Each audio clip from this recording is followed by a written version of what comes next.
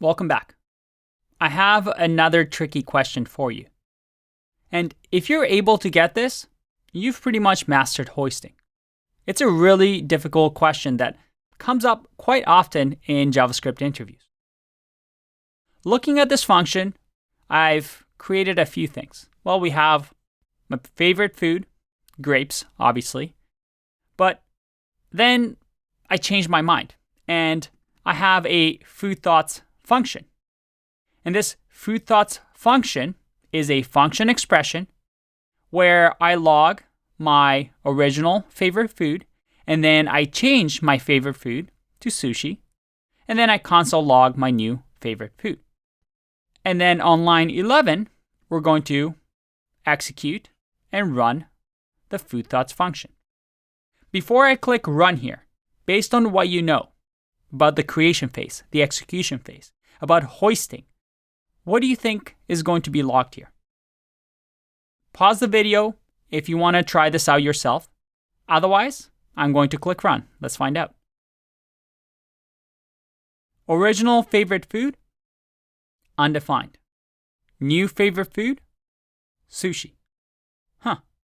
Is that what you expected? I bet most of you thought the last line in our function, that is console log new favorite food to equal sushi, would work. But I bet this is surprising to some of you. Why do we get undefined here? And this goes back to what I said in the previous video. That is, hoisting happens on every execution context. Anytime we run a function, a new execution context gets created. And we have to go through the creation phase and execution phase again. So let's see what happens here. Well, the first line gets hoisted. So favorite food at the top becomes variable favorite food equals undefined. And remember, the JavaScript engine isn't actually moving these lines up. I just want to explain what's happening. But we assign favorite food to undefined. Favorite food now gets assigned to undefined. And I may have forgotten the variable keyword here. So that gets hoisted. And then we go to line 4. And line 4, we see a variable. So food thoughts also gets hoisted. So variable food thoughts is going to equal undefined. It's a variable. And we keep going. There's no more var, there's no more function at the beginning of the lines. So there you go. Our creation phase is done. So now during the execution phase, it's almost as if we don't need the variable keywords anymore because they've been created during the creation phase. So now we start executing the code. The first execution that we do is favorite food equals to grapes. All right.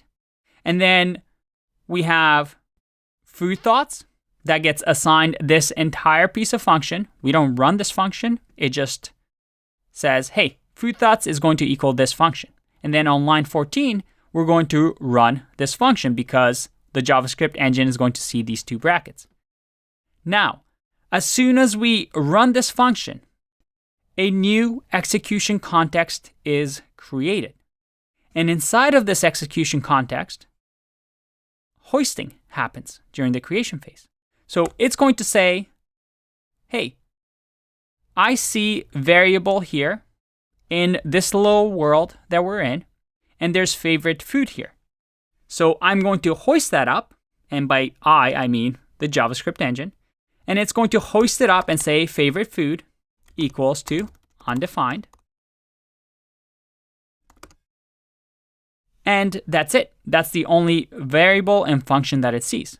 So now it's almost as if during the execution phase, you're doing this.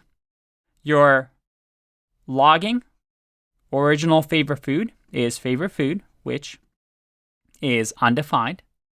Then favorite food becomes sushi, where we log favorite food. Now, looking at this, I hope you understand what's happening underneath the hood. And we're going to talk a little bit more about this idea of functions and scopes and what really happens here later on. But you might be asking yourself, isn't hoisting confusing? What happened to being predictable with our code and making sure that the compiler as well as humans can understand our code because it's predictable? And there are arguments about whether you should even use hoisting and whether hoisting is bad practice because we want to make code predictable, remember? And personally, doing things like this makes your code very unpredictable. And I recommend avoiding hoisting if you can. And you can do that, well, by not using the var keyword. So if we go back to our code the way it was before, like this, we can just simply use const and let that came with ES5 or ES6, something we're going to talk about a little bit later on. And that's going to give us an error because right now we're trying to take advantage of hoisting and, well, favorite food is not defined because it's defined here. And we catch that error ahead of time because now, as a developer, you're going to see, all right, this doesn't make sense. Because we're no longer using hoisting, this console log at the beginning, well, this is not going to work. So maybe we need to rewrite our code to have it make more sense instead of just relying on hoisting. But it is a pretty important concept in JavaScript. You're going to see it used all over the place. But I hope this is now a little bit easier for you to explain to others and work with yourself. I'll see you in the next video.